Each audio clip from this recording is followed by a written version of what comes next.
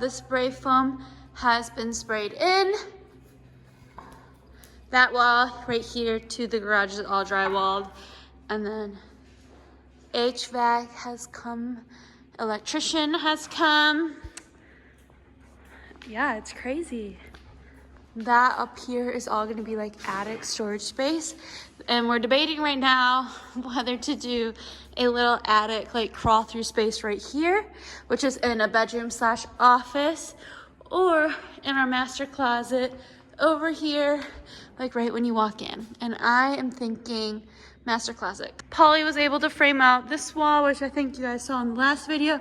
This is like the fireplace and mantle. Electric fireplace is gonna go here. It's actually longer than that. It will come to probably like right there. And then the mantle will go here. We're gonna have a projector screen, and then the projector is going to be where that orange box is. But yeah, lots of things have happened. A lot of it we haven't been here for because it's all like trades. So, we're super pumped, aren't we? Yes, we are.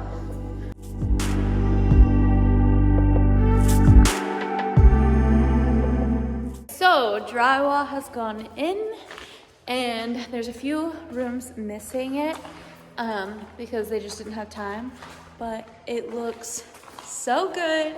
It's so big. Yeah, I don't know, it's just crazy. We had a Q&A posted on my Instagram, so we got a few questions from there, and then just random questions that you guys have been asking along the way that we're gonna try and answer all of them today. We also are going to go through a rough floor plan. So Paul's gonna walk us through that, and we are just gonna start with the questions. What do we got? So the first one was, why a Barndominium and not a regular home? I'll let you answer this one. So it worked out with us not to do a basement because where we're at, the water table is realistically, it's only 5. I mean, if you dig down 5 feet, you're gonna just about hit water. And if we had to have a basement, we would need to either do it at a normal basement, and then you'd have to have like a special pump to keep the water out of the ground, I think, or out of the basement. Or you have to build up higher. So I mean, our house would sit like on a hill, we'd have to build up. And that adds a ton of cost in sand and excavation, because just flattening out our site and bringing in like a couple feet of sand to get our site flat was like $5 grand. So Yeah. it could have easily been 15, 20, 30,000 plus the extra cost of the foundation of the complete basement, which again, probably 20, 30, maybe even 40. So that just about saved us 100,000. So what we could do with that extra, not really extra, but just those cut costs, is we could build a little bit bigger. And also, just to give you guys like a heads up, when we did level out the whole entire like platform for where our house sits, all of it was borrowed sand from his parents. So like we weren't just paying for the sand, like that was all excavation costs. So it could have been a lot more. Yeah, and then like taking the sand and going back and forth with it. So we saved a lot by doing just a Barndominium. And it's pretty efficient too, which we'll get into as we go through the questions.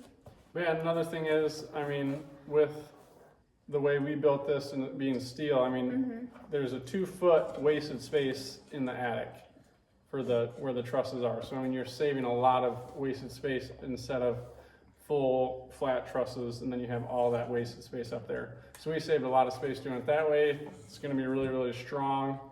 And hurricane proof in Michigan. Yeah, basically. And we like the open floor plan. That's another big part of Barndominium. Yes, that is huge, because when we were looking at houses too, when we were engaged, and even like when we had just gotten married, I just wanted like the open space, because I didn't like how houses seemed just so closed off, especially when it comes to like the kitchen, to dining room, to living room. So we literally got best of both worlds with this. And I mean, it's very inexpensive to add just open, nothing floor space, because all you have is the cost of basically that part of the roof. If you just go wider and bigger, if that makes any sense.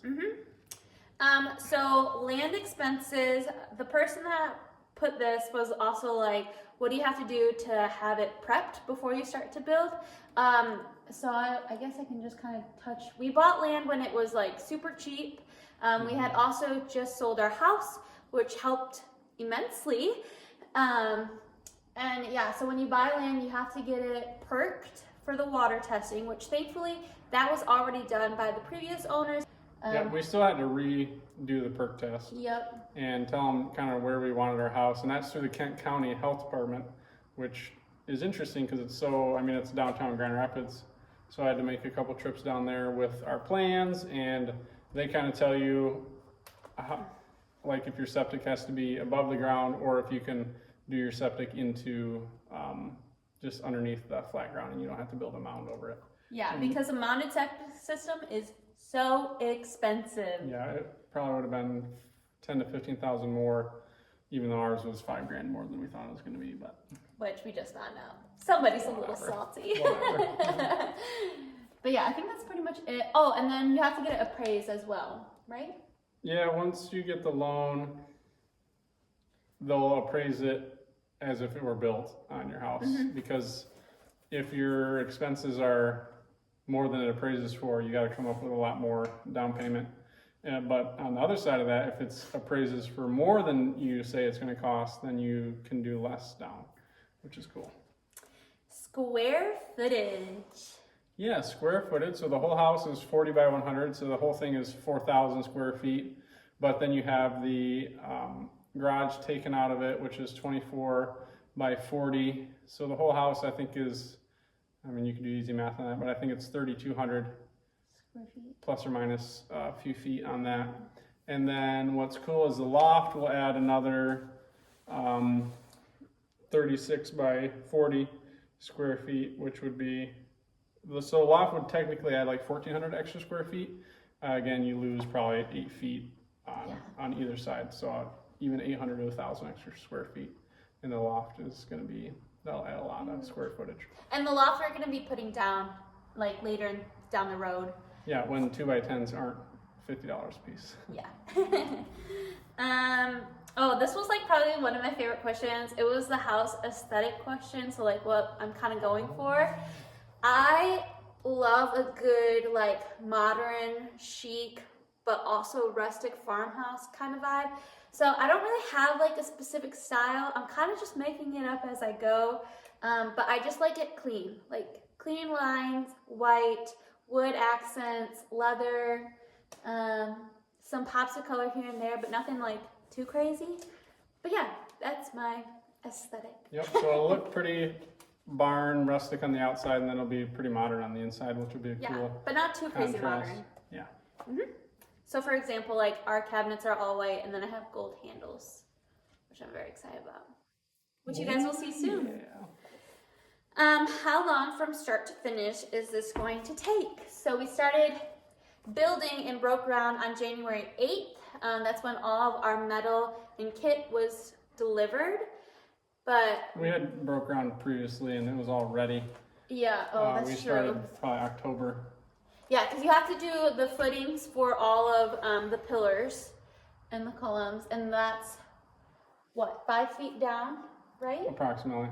5 feet down that you dig and concrete it, and then you also have rebar in there, and then you put all like the pillars on top of that. So. Yep, and that was all done before winter, thankfully.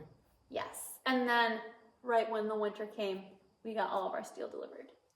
So right now we're sitting at like 5.5 months. Yeah, but we're really hoping and praying that we'll be done sometime in July. Probably like the end of July, but if it's sooner, I'll take it. Yeah. Rough floor plan was another question, which, like I said earlier, we will be going through. Paul's going to bring us through that. Radiant floor heating, how that works, why radiant floor heating, and so. Yeah, what's really cool about radiant floor, like if we wouldn't have done radiant floor, our house would be really uncomfortable to live in, because in the winter, we have 4-inch thick slab of cement that absorbs a lot of the ground temperature. So our house would just be really uncomfortable. The cement would be cold all the time. And since heat rises, the floor doesn't really ever get warm in a cement setting, which not a lot of people know about because not a lot of people have slab. But if you have a basement, your basement's usually really cold because of that cement is absorbing the ground temperature, which the ground temperature doesn't usually get above 55. And obviously in the winter, it's a lot colder than that. Yeah. And but what's really nice about the radiant is because heat rises, you're starting it from the ground, and it'll actually radiate, and you'll feel the heat. Because it's not like forced air where you'll feel the air blow on you. It's a different, which I haven't really felt, but it's like those outdoor radiant heaters. You'll feel the heat, but you don't feel the air. Like a dry heat.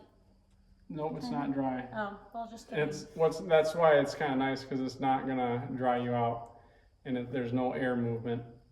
You just got to rely on the furnace every once in a while to move the air. And with our house, we'll bring fresh air in every 15 minutes on the hour, every hour.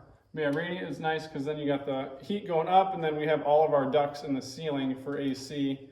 So you're gonna have cold air fall and the heat air rise, which will make a really comfortable house. Yep. Yeah, and once that slab gets warm, it stays pretty consistently warm. So. Yeah, and what's nice too with the slab in the summer, like right now, inside is 60 degrees, out in our garage is 70 degrees. So that slab will stay cold, which is really nice in the summer. It'll help reduce our air conditioning bills. Yeah. Okay, so the next two questions I'm actually going to merge. The first one was saving money during a pandemic, because we're obviously doing this in the middle of the goodness. And then the second one is local buying or chain buying. So saving money, we're doing a lot of things locally, which has cut costs a lot. Our appliances were all local, countertops are all local. Some of like the trades are obviously all local because we didn't do all of them. And then, yeah, so that's one way. And then the biggest way I would say is living with my parents. Yeah, saved a lot of money living with their parents. Yeah, because we sold our house. Then again, too, saving money, I mean, we erected the frame of this house. That could have easily been 10 to 20,000. I did all the interior framing, another 5 to 10,000, I would imagine. Yeah. And then there's a lot of little stuff that could have added up like crazy had I not done the labor. Yeah. But then for cabinets, we went with just a basic. We found a company out of Texas that's got your hardwood doors, but then you got the plywood particle on the inside to save some money, which you're not really going to tell. We're not going to beat the crap out of them. 2 bathrooms are just tub showers. We're not tiling all 3 showers. Having all that open floor space too is saving money because it's not like extra rooms. And oh my He's God. dragging our dog is. And but yeah, just doing a lot of the work yourself, and then just trying to get a couple bids on things. Yeah. Which right now is almost impossible because guys are like, well, we can charge whatever we want because we're so busy. So that's been kind of frustrating. But other than that, I've been doing a lot of the work myself. Yeah, and like when he says that, he seriously means it. Because we didn't start hiring things out until we had to get the siding up and the windows put in. And the roof, which is part of the siding. But like doing all the framework, doing all the steel for in between, that was all you, your dad, and your brother. And one of our really good friends, Dan. Yep. So, yeah, thank you for all of them people because they saved us a lot of money. Yeah, in the negative 10-degree weather. Yeah, it was freezing cold, which you guys, if you saw in previous videos, we had posted one. It was like 2 degrees out, but it felt like negative 10. So, not highly recommended. Which we pretty much just answered the last question, which was hiring out work versus doing it yourself. So. Yep. There's some things I wouldn't mess with. Definitely drywall. I've screwed that up way too many times. Plumbing, I don't trust myself. Electric. Yeah, electric. I mean, not complicated, but very time consuming. And some of it we couldn't even do ourselves because we have to get it inspected and approved before we move on to the next step. Yeah, and we could have done it ourselves, but it has to pass code, so it's hard to know exactly what the codes are. But and you'll save so much time. Like our electrician was a couple, 2-3 days. Same Drywall with guys, HVAC. HVAC, pretty quick. Insulation guy. Yep. So yeah, there's some things that just don't make sense unless you have 2-3 years to do it yourself, which that was not really an option. Yeah, no. But we are going to take you guys through our entire house, starting from the outside and working our way in. He will be saying all the dimensions, the measurements of things, and then I think that's it. All right, this porch is 8 feet from the house, and I believe it's 33 feet long, and 8.5 feet high, I believe. And the garage, we got two 10 feet wide doors. The garage is 40 feet long, 24 feet wide. And up here will eventually be a loft, so that'll be 36 by 40 this way. And you won't get the full width because of the height of the trusses and the roof, but you'll get a really good amount of space for the kids down the road. This will be our mechanical room. Still have to attach the heated floors, and there's a bunch of extra stuff we gotta put on there. Furnace and stuff's gotta get hooked up. But so far, looks pretty good. All right, moving on from the mechanical room, we have our garage entryway, which leads us into the mudroom, laundry room. We'll have washer dryer over here. Dog wash is to be built yet. Eventually we'll probably do cabinets along this wall. We got some plugs for whatever we need. This room is 13 feet wide by 9 feet 10 inches or so. And that's our floor drain. I built this because I tripped over it like 50 times and I was really sick of tripping over it because I wasn't ready to set it yet. And it's about almost 10 feet wide by 12 feet 5 inches long. Then we have our guest bedroom. Same thing, 12 feet 5 inches long, about 11 feet 5 inches. All of our bedrooms are pretty small, but we figured they were just for sleeping. And then we have our first bathroom, full bath. It'll be really good size. It's 5 feet wide by that 12 feet long. And we got a double vanity in there, full shower, bath, toilet. All right, and here we have the main entryway. Obviously these doors need to get painted, but as you walk in, again, just the same as the house, or the garage. The house is 40 feet wide. And then the longest run is actually right around 52 feet from here to that wall. Then that's about 30 feet right there. And we'll have dining room table, island, cabinets in an L shape all along that wall. We have fridge, pantry, and then a nice little pantry for all of our other stuff. Again, with all those plugs along the wall that are full of mud. But this will be living room. You'll see that plug again down at the bottom. And then up high, you'll see we'll have connections for the projector. And it'll go right against that wall. We'll have a nice little modern fireplace, just an electric fireplace. And then over here we'll have Sadie's mini grand piano. This could be like another type of sitting room or something like that. And then we have bedroom office number 1. These are both the same size, and they are approximately 12 feet this way, 12 feet this way, by about 11 feet 8 inches wide. So again, not huge, but plenty of space for a twin or king, or queen, I mean. Another room over here. And as you'll see, we had to build a bulkhead up here. We had a bunch of the HVAC that had to go through there so that we could have the space above it, not get just a bunch of runs there. All right, and that pantry is the same width as this here, which is 5 feet. The pantry is about 6 feet deep, and this is about 8 feet deep. So just a full bathroom there. And then we have the master closet, which is gigantic and will hold more than we could ever need.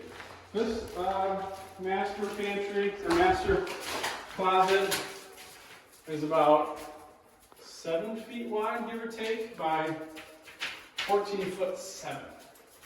And all these rooms on this side have 9 foot ceilings, other side's like 8 foot 4 or so. Then we have our master, which is 16 feet 4 inches long this way by 15 feet this way. And again, you got the 12-foot side walls. Up there is about 17 feet tall, I think. And we'll have a really cool 4-foot wide by 9 feet tall barn door for the side right there. And we got our 2x3 windows up there. We got a 7-foot wide window, 5-foot tall right there with a nice view of the backyard. Then we have our master bathroom, which is 14 feet 7.5 long this way by about 9 feet wide. We'll have a double vanity, which will have plugs on either end, which will be really nice, so that'll keep that real clean. And then toilet, and then we'll have a shower, which is about 6 feet by 4 feet. And then that's got some nice lighting throughout. And that wraps up the, oh, this is our tub. That'll be where the tub filler will go. So it'll be, about 6 inches wider than this window on either side. It'll look real nice and modern. And that wraps up our 40 by 100 floor plan.